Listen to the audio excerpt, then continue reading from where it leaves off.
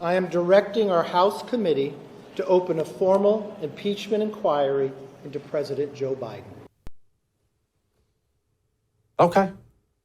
How are you thinking about this today? How are you feeling about it? How should you feel about it? Well, let me just give it to you right between the eyes. I can't tell you how to feel. I'll tell you how I feel about it. I heard the news and I said, okay. It didn't make me excited. It didn't make me angry. Didn't disappoint me. I said, okay. Because look, there are some things as we move forward now in this late stage republic of ours, there are some things that are ugly, but they're a given. It's ugly, but it's a given. All right, working out. You want to lose weight. You're too fat. You know what's kind of gross when you think about it? Sweating. All this water comes out of your body, and if you leave it there for a little bit, it stinks, you smell, and you're all wet. It's gross, right? But it's a given. If you work out, you're going to sweat. It's ugly, but it's a given. As we move forward as a late-stage republic, we are going to have to impeach every Democrat president when we have the House. Why? Because they're going to impeach every single Republican president when they have the House. Don't be naive. There will be no exceptions. The last two, it wasn't about Trump or anything else. It's how this country will operate moving forward. Democrats will impeach every Republican president. Republicans must therefore impeach every single Democrat president. Contrary to what nursery rhyme conservatism has told you your whole life, you actually don't get any special brownie points by not impeaching their guy or by doing things the right way. That is not how the public operates at all. They don't reward you for that. We must impeach Joe Biden. But I'm also not happy about it either for a variety of reasons. I'm not happy this is where we are as a country, that this is how we have to operate. I don't think that's a good thing. That's a bad thing, isn't it? I think we can all agree that's a bad thing. Another reason I don't jump for joy is he's not going to be removed from office.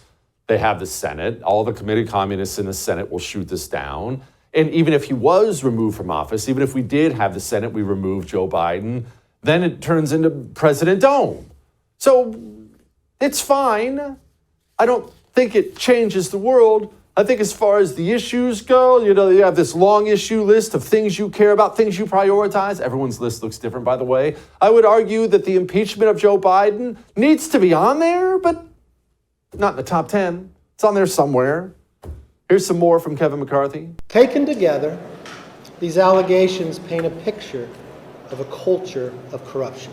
This logical next step will give our committees the full power to gather all the facts and answers for the American public. That's exactly what we want to know, the answers. I believe the president would want to answer these questions and allegations as well. Now, I do not make this decision lightly. And regardless of your party or who you voted for, these facts should concern all Americans. The American people deserve to know that the public offices are not for sale, and that the federal government is not being used to cover up the actions of a politically associated family. Not so sure the White House is that excited about all these revelations. Joining me now, the big cheese, the chair of the House Judiciary Committee, Congressman Jim Jordan. Okay, Congressman, I'm sure Joe Biden is not jumping for joy. In fact, I'm sure Joe Biden hasn't actually jumped for anything in years. But it does look bad. I mean, the evidence you all have uncovered does look really bad. What's an impeachment inquiry? How's that different than an impeachment? Well, an inquiry is you're still gathering the information, but the courts have long recognized if you're in that, what the speaker has declared, that phase of oversight, that the courts are more likely when you get into the inevitable disputes with the executive branch over documents you need, information you've subpoenaed, or people you need to depose, they tend to want to side with the House of Representatives because this is a power that's exclusively in the House, in the Constitution, the impeachment authority that we have under our system of government. So that's why I think it's important. And again, as you point out, Jesse, the facts certainly warrant going to this phase. 10% for the big guy, Multiple people have said the big guy, of course, was Joe Biden. 50% for Pops, that other email. The brand, Devin Archer, Hunter Biden's business partner, says the brand was Joe Biden. 5,000 emails where Joe Biden uses an alias during his time as vice president. The WhatsApp message, the shakedown in the WhatsApp message. Multiple companies that paid multiple Biden family members all kinds of money. Multiple times the White House has changed their story. Dinners, phone calls, meetings that Joe Biden had with Hunter Biden's business partners and with people doing business with his son. If that doesn't warrant an investigation, I don't know what does. So that's why I think the speaker took the position he did, and why we're in this phase of our oversight. Yeah, Congressman, one thing that drives me crazy is how people say it's Hunter Biden's business. Joe was involved in Hunter's business. He's involved in Hunter's business. Hunter doesn't have a business. Hunter's a 50-some-year-old crackhead with no qualifications whatsoever. Joe has a business. Hunter was involved in Joe's business, not the other way around.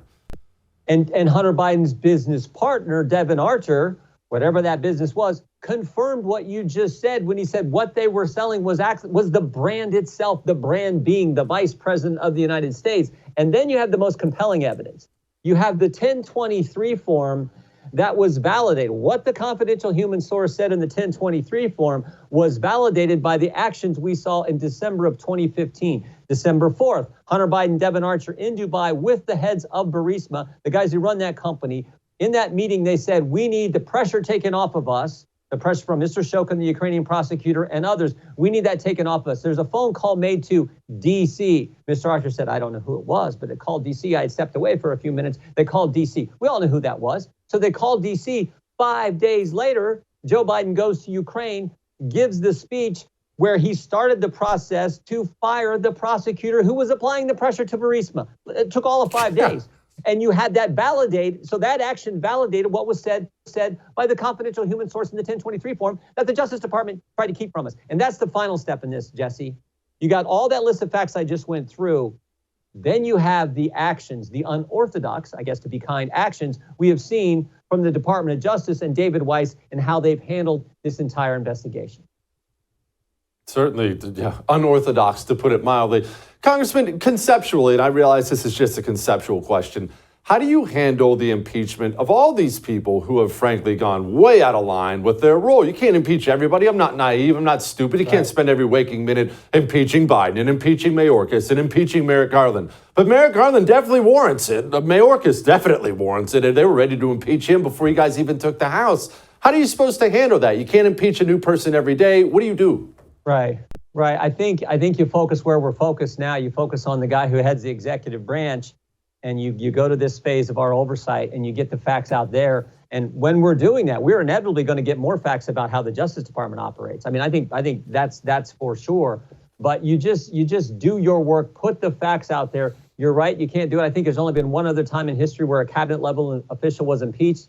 It was clear back to the Treasury Secretary in the Harding administration. So that doesn't happen often. Unfortunately, we see this happening more and more with the president. I don't know that that's a good thing. But for me and for, I think, House Republicans and for the House of Representatives, it should always be driven by facts, by evidence, and by the Constitution. And I think that's why Speaker McCarthy has made that decision, because he's focused on the facts, the evidence, and the Constitution when it comes to the activity of President Biden. For too long, we've been led to believe that communism is a thing of the past. But the truth is, communism is alive. It's here, and it's infiltrating every aspect of American life. Introducing the Anti-Communist Manifesto by Jesse Kelly, the practical guide for patriots ready to defend our nation from its most dangerous enemy. Discover the shocking extent of communist infiltration in our education system, their alliance with American corporations, and the twisted truth behind environmentalism. This eye-opening book exposes the true face of communism and empowers you to fight back. Join the fight for freedom. Pre-order your copy of the Anti-Communist Manifesto today by going to jessekellybook.com.